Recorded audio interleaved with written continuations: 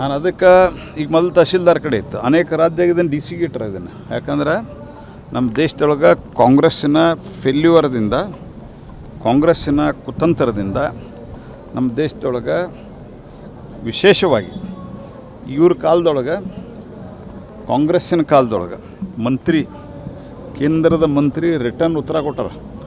ಸುಮಾರು ನಂಬರ್ ಸ್ವಲ್ಪ ಆ ಕಡೆ ಈ ಕಡೆ ಆಗ್ಬೋದು, ಸುಮಾರು 3 ಕೋಟಿ ಜನ ಬಾಂಗ್ಲಾದೇಶಿಯರು ನಮ್ಮಲ್ಲಿ ಇಲ್ಲಿಗೆಲ್ಲಾಗಿ ಇದ್ದಾರಂತ. ಯಾರು ಹೇಳಿದ್ದ? ಕಾಂಗ್ರೆಸ್ಸಿನ ಮಂತ್ರಿ ಆ ಟೈಮ್ದಾಗ, ಯು ಪಿ ಎ ಕಾಲದೊಳಗೆ, ಲೋಕಸಭೆದೊಳಗೆ ರಾಜ್ಯಸಭೆದೊಳಗೆ ಹೇಳಿದ್ದಿದೆ. ಆಮೇಲಿಂದ ನಾವು ಕರೆದು ಬೈದರು, ಹಿಂಗೆ ಉತ್ತರ ಕೊಟ್ಟಿನಿ ಅಂತ. ಆಮೇಲೆ ಚೇಂಜ್ ಮಾಡ್ಯಾರ, ಅದನ್ನು ಬೇರೆ ವಿಷಯ. ಅದು on record it is there, ಇವತ್ತಿಗೂ ಅದ. ಅವ್ರನ್ನೆಲ್ಲ ಇವತ್ತು ಸರಿಯಾದ ರೀತಿಯಲ್ಲಿ ರೆಸಿಡೆನ್ಸ್ ಕೊಟ್ಟು, residence certificate, permanent residential certificate ಕೊಟ್ಟು ಅವರನ್ನು ವೋಟರ್ ಲಿಸ್ಟಿಗೆ ಸೇರಿಸುವಂಥ ಹುನ್ನಾರ ಬೇರೆ ರಾಜ್ಯದೊಳಗೆಲ್ಲ ಏನು ನಡೆದದ. ಬೇರೆ ರಾಜ್ಯದೊಳಗೆ ನಡೆದಿರುವಂಥದ್ದು ಅಲ್ಲಿ ಡಿ ಸಿ ಕೊಡ್ತಾರೆ, ಇದನ್ನೆಲ್ಲ ವೆರಿಫಿಕೇಷನ್ ಮಾಡಿ. ಇವ್ರು ತಹಶೀಲ್ದಾರ್ ಇದ್ದಿದ್ದು ಈಗ ಡೆಪ್ಟಿ ತಹಶೀಲ್ದಾರ್ ಮಾಡ್ಯಾರ. ನಾನು ಈ ಡೆಪ್ಟಿ ತಹಶೀಲ್ದಾರ್ಗೂ ಹೇಳ್ತೇನೆ, ಈ ಥರದ ವ್ಯಕ್ತಿಗಳಿಗೆ ನೀವು ಸರಿಯಾಗಿ ನೋಡಲಾರ್ದ ಕೊಟ್ಟರೆ ಅಂದ್ರೆ ಅವ್ರು ಯಾರ್ದರೆ ಈ ರೀತಿ ಅಂತಾರಾಷ್ಟ್ರೀಯ, ರಾಷ್ಟ್ರೀಯ ಮಟ್ಟದ ಏನು ಟೆರರಿಸ್ಟ್ ಆ್ಯಕ್ಟಿವಿಟಿಯಲ್ಲಿ ತೊಡಗಂಥ ISISದವರು, ಅವರು ಇವರು ಸಂಪರ್ಕದಲ್ಲಿದ್ದವ್ರು ಭಾಳ ಜನ ಇಲ್ಲಿ ಸ್ಲೀಪರ್ಸ್ ಎಲ್ಲ ಹಿಡಿತಾ ಇದ್ದಾರೆ.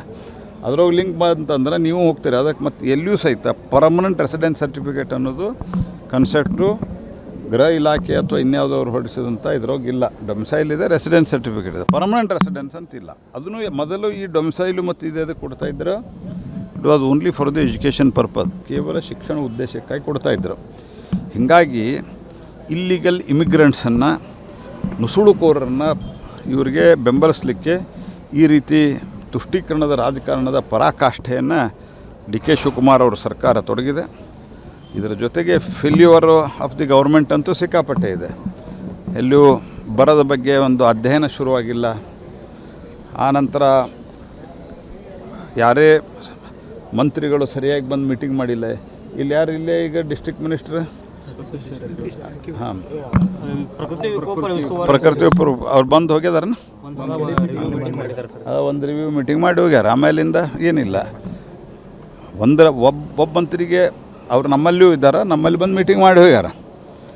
ಆದ್ರೆ ಒಬ್ಬ ಮಂತ್ರಿಗೆ ಎಷ್ಟು ಜಿಲ್ಲಾ ನೋಡ್ತಾರೆ? 3 4 ಜಿಲ್ಲಾ.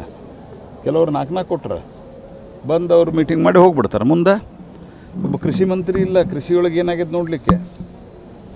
ಈ ರೀತಿಯಾದಂಥ ಒಂದು ದುರಾಡಳಿತ ಇವತ್ತು ರಾಜ್ಯದಲ್ಲಿ ನಡೆದಿದೆ.